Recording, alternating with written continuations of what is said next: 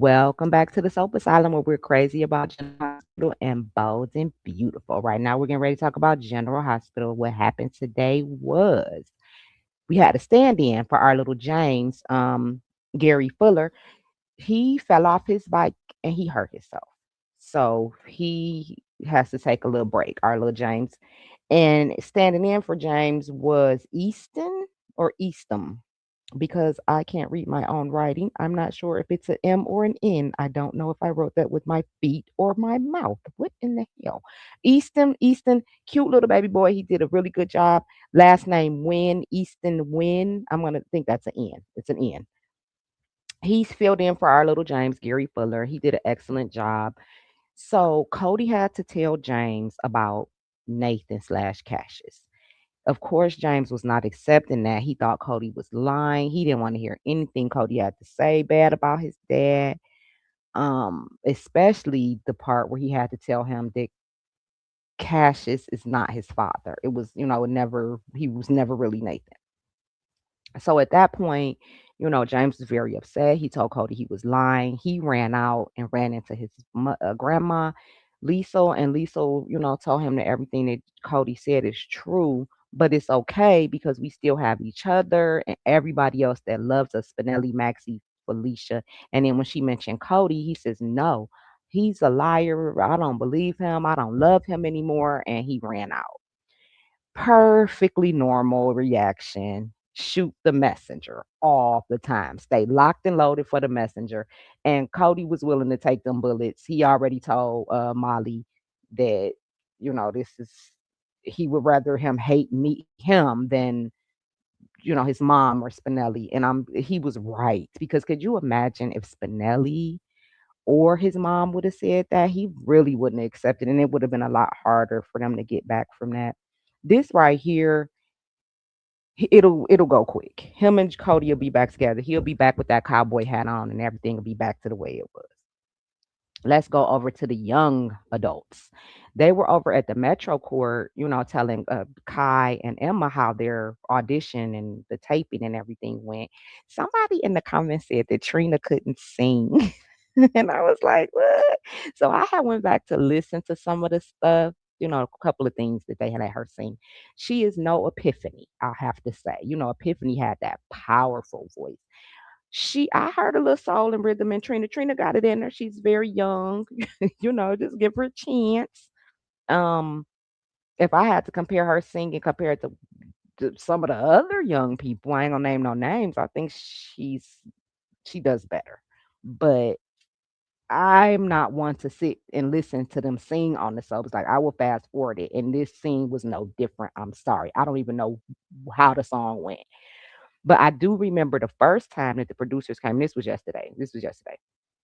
I don't work on Wednesdays. I don't punch in here on Wednesdays, and I don't talk to y'all on Wednesdays. I decided, but I did notice that the producer he was more interested in Geo than Trina, right?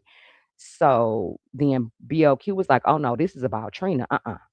Because she feels guilty about running Jordan off the road. This is where all of this is coming from. I really don't think BOQ would have even had Trina on her radar for music if it wasn't for this thing.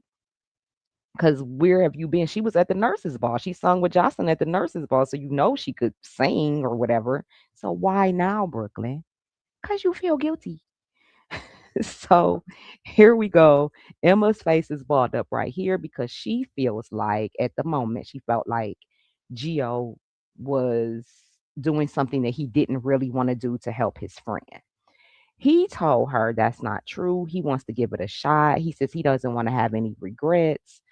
And because she told him, I love you whether you work at Bobby's or if you want to be a pool boy forever. Girl, yeah, you say that now, but revisit that statement in 10 years. Okay. Nobody want a 30-year-old pool boy sister. No, no. He's doing the right thing. He's trying to figure out what he really wants to do. And the only reason why we know that Gio stopped music was because he was emotional about when he found out about his parents. And that has moved along. Let's go over to the hospital with my family because my big kid cousin Curtis had a baby. All right. So big kid cousin Curtis is holding the baby boy, little baby boy Curtis, because we don't have a name for him yet. This was so cute. Portia was so cute. Jordan helped deliver the baby yesterday. I said, my cousin is a macaroni, ain't he? He got his he got his girlfriend delivering his ex-wife baby. Such a macaroni. All right. Isaiah with his handsome self. He didn't care. Uh, Aunt Stella told him, she was like, you might want to give him a minute because Curtis is in there. I guess Isaiah counted to 60, honey, and said, well, there's his minute because I'm going to see my boo. He went in there. You would think that these were the parents of that baby. I really hope that it turns out to be Isaiah's baby at the end. I know my cousin Curtis he'll be okay. I hope that it turns out that he's the father. But when Aunt Stella came in the room, she was like, "He got your lips." So what she say? I think he had Curtis's eyes and Portia's lips. So Stella already can see the family resemblance on from our side of the family. So it's our baby. It's our baby. This is the point where Jordan is letting Aunt Stella know that she's the one that helped deliver the baby. She wasn't even going to tell anybody. So everybody was real surprised and pleased to hear about that. I don't even think, did they tell Curtis? I don't think they even told Big Head Curtis yet. He'll find out tomorrow. This is just everybody at the hospital wooing over the baby. I love a baby, especially when they show babies on the soaps. This is so cute because we know 9 times out of 10 it's a twin. So I cannot wait to see the new baby Ashford grow on the show. And like we get to see Donna and like look at Joss. Remember, Joss was just arguing seemed like not too long ago. She was arguing at Kelly's and now she's a WSB agent, even though we disagree. She's the worst. She's the absolute worst.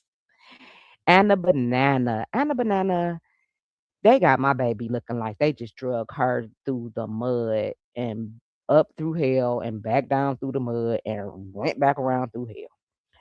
She's seeing Peter. She was on the stairwell talking to Britt. Really, Britt was just trying to explain herself to Anna.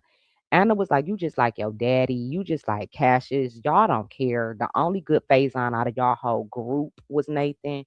You suck. You get no sympathy from me. You should have told me who Cassius was. Because Anna is mad because she really, of course, thought it was Nathan. So she's her, Dante. They all emotional and feel tricked and stupid right now. But that's the Scooby Doo gang for you, and Brit. I don't feel like that Brit deserved all of what Anna said. But because Brit is such an awful person, sometimes she do need for people to go off on her. Like Carly told her yesterday to take responsibility for her own self. Um, she could go stay with her mother. She could go stay with Nina. She's not homeless. So I don't know. I don't like Brit. When they brought Brit back, I was excited. I was really excited to see what they were gonna do with her character. Then they put her with Jason, and then she just came back to town like she was Carly or somebody. Like, you're not the queen of Port Charles. Like, go somewhere and sit your ass down. All right, that was it. The Moss is always boss. I got an hour before I can yell freedom. Thanks for listening to me. Please hit the like before you leave and the subscribe if you have not, and I would catch y'all in the comments.